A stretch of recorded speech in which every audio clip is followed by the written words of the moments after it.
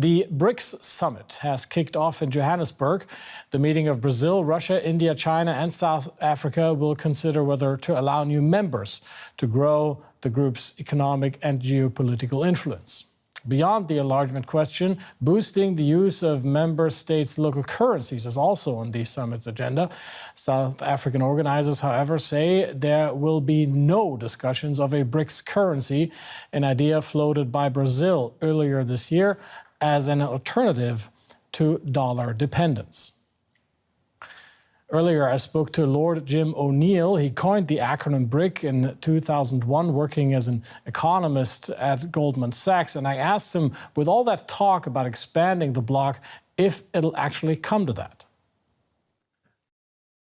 I mean, it's quite interesting. There's been so much speculation about this for months. And yet, as the meeting starts, there doesn't appear to have been an advanced direct briefing as to which countries, if any, are joining. So it's quite surprising, because normally in international fora, by the time the meeting starts, it's just a matter of ratifying what's been agreed by their Sherpas in advance. So let's see. It means the meeting in that sense is probably quite exciting. But whether they do or not, I'm not sure whether they've really figured out what the real purpose of expansion is, other than what is probably very powerful global symbolism. Let's talk about that in a second here. First, you defined BRIC countries more than 20 years ago. How has this bloc, with the addition of South Africa then, changed since then? Well, since they created the political group, and brought South Africa into it, which of course I never included. Actually, the BRICS economic influence has probably seen its collective peak.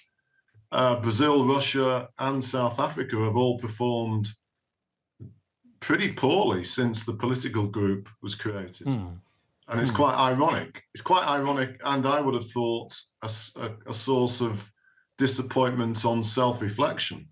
And at the same time, of course, China and to some degree India have both seen their economies grow more and more, so much so that China's easily established as the second largest economy in the world, nearly 4 times bigger than Japan and Germany. And India's overtaken France and the UK. So in reality, the economics and indeed the population issues of the BRICS are dominated by China and India, but 2 countries that themselves don't really agree on much together. I found a quote of you saying, beyond creating the BRICS Bank, known as the New Development Bank, it is difficult to see what the group has done other than meet annually. Why is that, do you think? Well, I think, as I just partly touched on, the 2 really most important countries, China and India, when you really delve below the surface, often see each other as significant geopolitical rivals. And I was just reading something before I joined the call, for example, on ideas about expanding the Security Council of the UN, which, as I'm sure you're aware, there were some proposals to include Germany. The Chinese kind of oppose the idea of India becoming a permanent member. And they can't really agree on many issues to do with trade between themselves either. And I think that's part of the reason why the bloc doesn't really achieve much, because the most important countries don't treat it, they treat it symbolically really importantly, but in terms of substance, they don't. And each, the one thing all of them do like together is that it's a group that doesn't ever involve the United States in particular, but also the G7. And it allows them to showcase, in their view, and I think they're right on this, that global governance isn't optimal anymore, but they don't really do much to warrant people taking it that seriously, in my view, yet.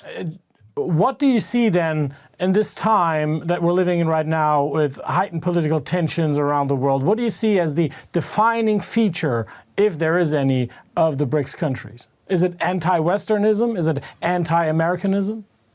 I mean, it's very peculiar in some ways because, again, I don't think, in fact, I think I've read another piece this morning where anonymous Indian and South African officials have been quoted as saying the last thing they want it to be is anti-Western. And of course, that sort of makes sense because South Africa, for example, gets very beneficial trade agreement terms with the United States post-apartheid days. And India is currently being courted by both the US and the UK to be some kind of counterpart to China, and the Indians love that.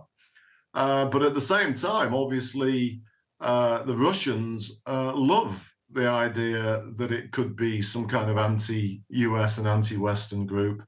And China has some sympathy for that too. But the idea that all of them can agree on that, I think, is very, very far from reality. And so I think it defaults to this really powerful symbolism, which on the one level is really powerful, but at the same time, what does it really mean? And when you look at what they've tried to achieve collectively since they first talked about getting together in 2009, it's been very little in my view.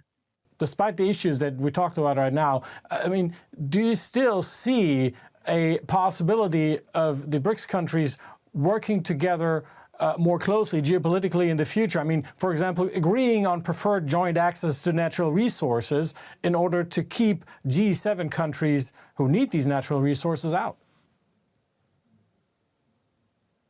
I mean, I do think in that regard, if Saudi Arabia becomes a formal member, that would be very, very interesting in a number of ways, including on the issue of, obviously, crude oil, given that Saudi Arabia is the world's largest net exporter, plays a huge role within OPEC and has obviously been so close to the US historically. So that would be very interesting if it's confirmed.